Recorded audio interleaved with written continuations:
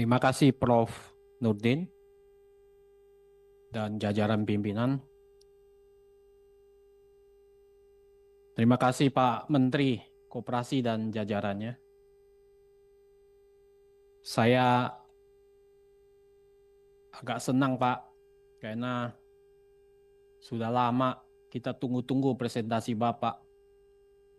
Saya pikir kemarin batal sudah nggak bisa di masa sidang ini. Ternyata Pak Menteri datang. Dan pemikiran kami, kita pikir Pak Menteri lagi pusing ya, dan ketakutan sehingga nggak bisa datang ke Laker karena dibatalkan mendadak. Ya. Jadi Pak Menteri, ada beberapa pertanyaan. Yang pertama adalah paparan capaian. Ini menjadi pertanyaan kami bahwa dari paparan sudah ada 45553 saya lihat di layar tadi. 54,26%. Ya, saya basisnya dari paparan. Tadi saya lihat, saya catat Pak Menteri. Memang kalau dihitung per detik bertambah terus, ya, bertambah terus. Saya mempertanyakan, saya apresiasi Pak, tapi saya mempertanyakan sebetulnya, karena program ini kita dukung Pak, karena ini programnya Presiden, Bapak Presiden Prabowo, kita dukung, ya, dan sudah dituangkan dalam Inpres. Tapi memang dalam implementasi kan banyak yang mempertanyakan Pak. Jadi yang pertama adalah soal efektivitas musyawarah khusus desa yang sudah mencapai 45.000 lebih Pak Menteri. Apa dasar Pak Menteri mengatakan bahwa ini sudah berjalan efektif? Karena apa? Tadi ada satu harian besar di negara ini juga mempertanyakan bahwa banyak yang bertanya dan banyak yang bingung Pak. Sejuta tanya masyarakat. Judulnya itu, sejuta tanya masyarakat. Karena banyak yang datang bingung. Kan Bapak kumpulin ini. Bapak kumpulin, Bapak ngomong-ngomong-ngomong, omon-omon aja, kemudian di situ orang disuruh ngerti. Padahal nanti yang terjadi itu nggak ngerti Pak mereka. Nah kalau hanya Bapak kejar jumlah, kuantitas, bahwa ini sudah 45 ribuan titik desa dan sebagainya tanpa ada pengukuran, bukannya ini mubazir Pak, buang-buang dana anggaran. Nah saya pikir ini juga perlu dikaji. Ini perlu dikaji. Ya. Apakah Pak Menteri sudah tahu bahwa ini berjalan efektif atau tidak? Nah ini poin penting. Ya. Kenapa nanti jangan-jangan nanti dasarnya dari hasil musyawarah ini semuanya baik? Apa yang terjadi nanti? Nanti Koperasi Merah Putihnya karena dasarnya nggak bagus, orang tidak tersosialisasi dengan baik, gagal. Jadi hanya jadi Kopdes ini jadi macan ompong saja nanti. Nanti jadi sejenis kelinci percobaan di mana rakyat diuji coba, warga desa diuji coba di sini. Nah ini kalau ini gagal, ya asal muasalnya dari sosialisasi yang gagal. Ya. Karena saya lihat sosialisasinya juga dalam pemberitaan itu tidak detail. Ya, tidak detail, hanya menjelaskan dasar-dasar. Banyak pertanyaan, saya baca di Kompas tadi pagi juga, banyak pertanyaan dari masyarakat. Ini dananya dari mana, digaji atau tidak, kalau lahannya nggak ada atau bagaimana. Banyak yang bingung sebetulnya.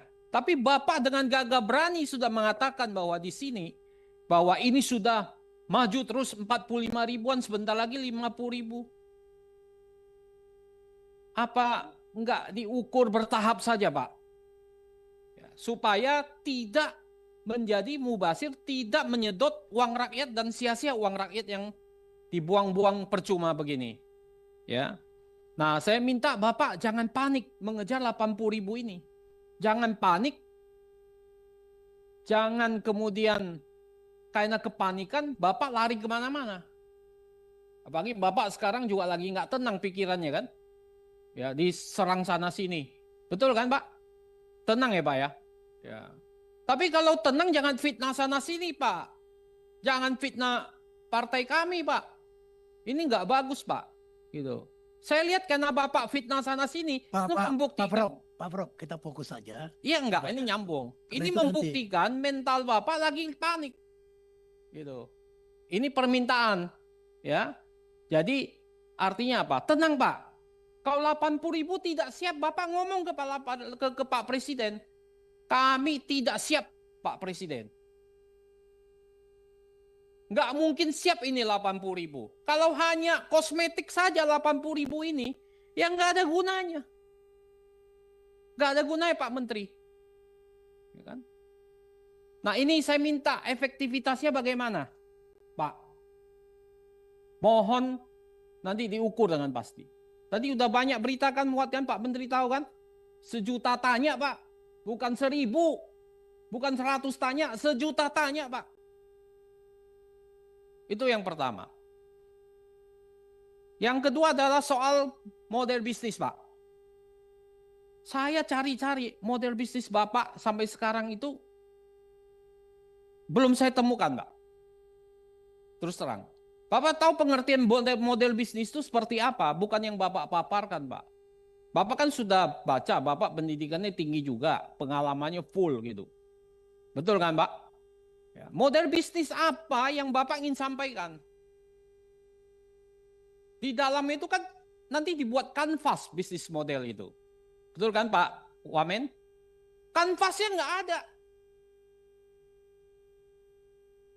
Coba Bapak baca teori-teori buku tentang bisnis model, Pak. Bukan isinya cuma jenis, gerai-gerai, bukan begitu Pak. Kemudian kalau Bapak masuk ke wilayah yang bisnisnya nggak ada diferensiasinya, homogen, di situ yang terjadi red ocean, Pak, bukan blue ocean, nanti perang harga samudra, bukan samudra biru, samudra merah, Pak, penuh darah. Karena homogen, tidak ada diferensiasi. Nah, bisnis model itu kita nggak dapatkan. Nah, itu yang penting buat kita tahu model bisnisnya seperti apa. Apalagi Bapak ngomong di berita bahwa ini bisnis model, ini modelnya bisa minimal untung 1 miliar. Dengan apa? Monopoli. Bisnis apa yang sekarang 1 miliar dari 3 miliar dan 5 miliar, Pak? 20%, Pak. Bapak ini ngomong ke orang yang bukan bisnis, orang bisa percaya. Kalau ngomong ke pelaku bisnis sekarang hampir-hampir nggak ada loh bisnis yang 20%, Pak. Ini juga harus Bapak clearkan. Bisnis apa yang bisa 20%? Kalau bisnis judol bisa 50%, Pak. Judi online. Ini bisnis sembako, gerai klinik. Itu homogen semua, Pak, sembako, Pak. Bapak tahu dari 25 BUMDes yang paling berhasil dari 25 BUMDes itu ada di bidang apa? 56% itu keuangan, Pak.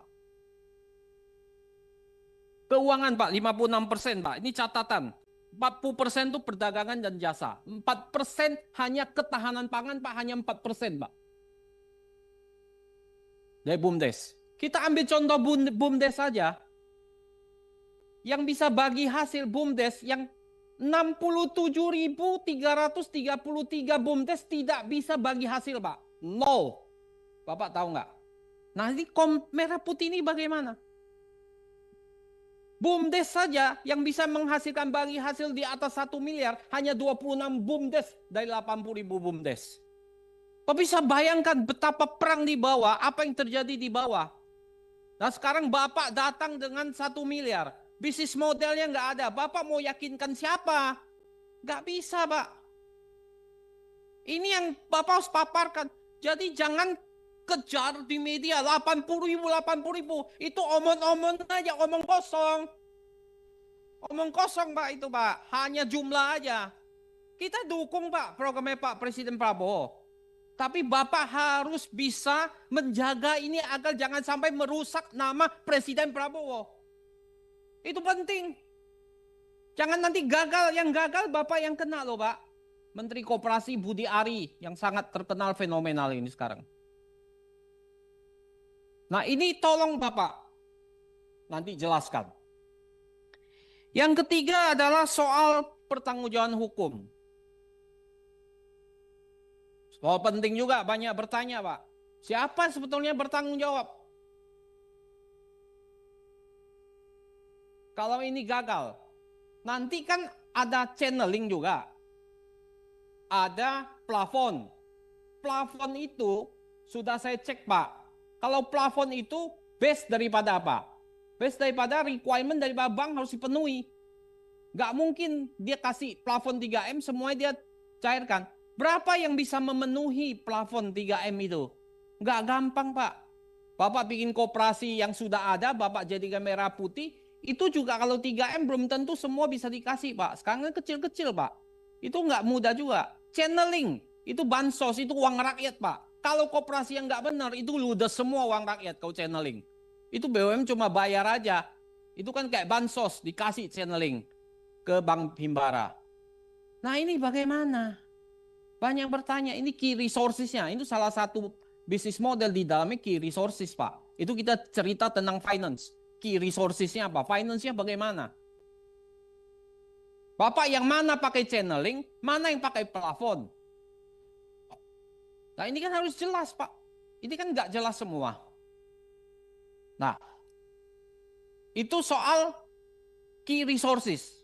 SDM-nya lagi. BUMDes tuh banyak gagal karena SDM-nya nggak bagus Pak. Gimana Bapak mengangkat SDM-nya? Ini menjadi pertanyaan di bawah. Jadi itu gak boleh kita sembarangan Pak. Ngomong, bunyi, asbun, 1 miliar pasti, kita monopoli. Kita udah tahu persaingan bebas. Kita monopoli di desa-desa, ini monopoli di sana. Bagaimana caranya? Ya. Nah ini yang kedua. Yang ketiga, saya minta tahapannya harus clear Pak. Tahapannya, ini enggak ada tahapannya. Bapak mau yang baru bikin, tahapannya bagaimana? Mau yang existing, tahapannya bagaimana? Kemudian mau yang revitalisasi, bagaimana Bapak menyehatkan dengan revitalisasi bisnisnya? Berapa persen dari 3 ini yang nanti akan terjadi? Itu tahapan-tahapan itu harus jelas ke depan. Jadi saya minta, sebetulnya saya melihat bahwa dalam implementasi lapangannya, Koperasi Merah Putih ini babak belur Pak. Tidak jelas sama sekali. Dan ini harus Bapak hati-hati. Programnya dari Bapak Presiden Prabowo bagus, tapi dalam implementasinya hancur lebur kacau balau Pak. Terima kasih pimpinan.